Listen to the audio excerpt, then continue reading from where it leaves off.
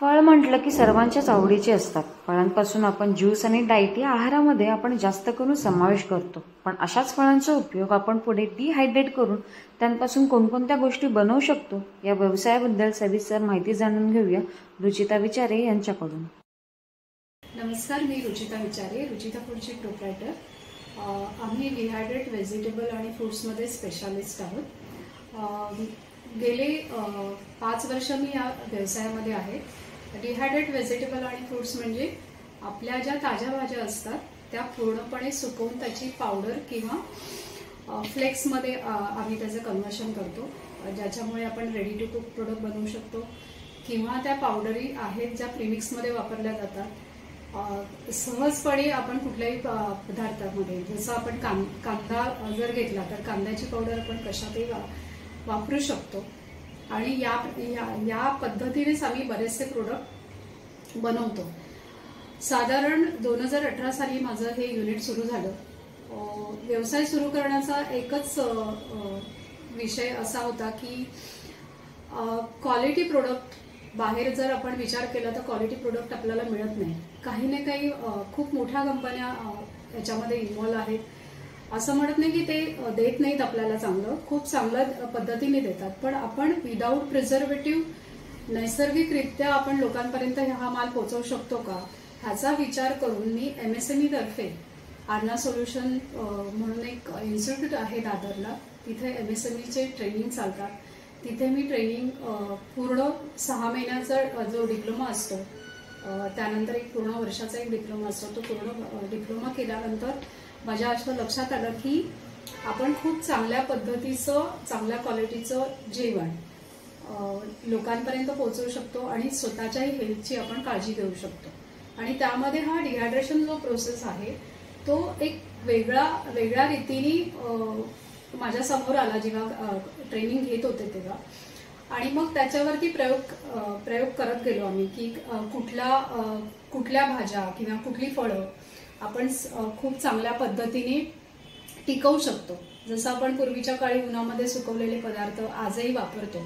पण आत्ताचं जे हवामान आहे त्या हवामानामुळे आपण ते प्रोडक्ट काही दिवसांनी ते खराब होण्याचे चान्सेस जास्त असतात. पण डिहायड्रेशन प्रोसेस केल्यामुळे आपण त्याची सेल्फ लाईफ पण खूप चांगली देतो आणि प्रिझर्वेटिव्ह वापरलं जात नाही. अशा पद्धतीने जसं मी इथे काही प्रोडक्ट्स ठेवले, तिथे ओनियन आहे, जे कांद्याचे आपण फ्लेक्स बनवतो. बरेचसे शेतकरी कांदा खूप जास्त प्रमाणात झाला की फेकून देतात. तर तो फेकून न देता आपण तो अशा पद्धतीने सुकवला तर बऱ्याच काळ आपण तो टिकवू शकतो. आणि मग तो कशातही वापरा, तुम्ही बिर्याणीमध्ये वापरू शकता किंवा त्याचे रेडी टू कुक प्रोडक्ट करू शकता. बरेचसे त्याचे प्रकार आहेत की त्याच्यामध्ये आपण त्याचा वापर करू शकतो. आणि जेव्हा मी सुरुवात केली तेव्हा मी चहा मसाल्याने केली. जसं लेमन ग्रास आहे किंवा आलं आहे, तर ते या पद्धतीने सुकवल्या कारणाने त्याचा एक अरोमा, त्याचं टेक्स्चर खूप चांगलं येतं. आणि चहा मसाला तर मार्केटमध्ये भरपूर आहे, पण हा चहा मसाला या स्पेशल टेक्निकमुळे केल्यामुळे त्याची चव खूप चांगली एनहान्स होते. आणि असं करत करत मी बरेचसे प्रोडक्ट मार्केटमध्ये आणण्याचा प्रयत्न केला. जसे रेडी टू कुक प्रोडक्ट आहेत, पराठे आहेत, सूप आहेत, जसं टोमॅटो सूप आहे, पराठे वेगवेगळे आहेत, जसं मेथी पराठा, लालमाट पराठा, दुधी पराठा, असे वेगवेगळे प्रीमिक्स आहेत. आम्ही फळांचा विचार केला की फळं सुद्धा आपण काही सीझनल मार्केटमध्ये मिळतात. समजा आंबा आहे, अननस आहे, तर त्यांचे आम्ही असे क्रंच करतो. जसे ॲज अ स्नॅक्स म्हणून तुम्ही खाऊ शकता. खूप बाहेरगावी जाताना आपण कुरकुरे वगैरे खाण्यापेक्षा असे स्नॅक्स घेऊन जाऊ शकता. आणि ह्याच्यामुळे एनर्जी बूस्ट होते.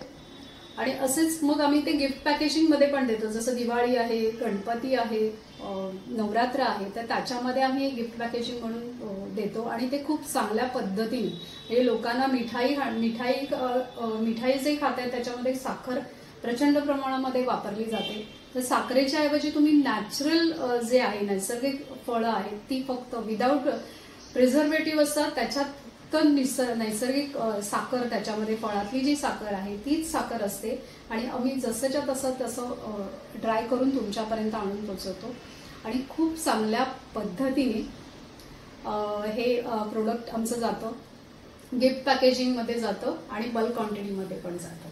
आणि गेली म्हणजे आत्ता ह्या व्यवसायाला मला जवळजवळ 5 वर्ष पूर्ण झालेत आणि माझं गोरेगावला युनिट आहे. गोरेगाव ईस्टला अगदी स्टेशनच्या जवळ आहे. तुम्हाला कधी पाहायचं असेल किंवा व्हिजिट करायची असेल तर तुम्ही जरूर नक्की या. News 18 local, Priyanka Jagtap, Mumbai.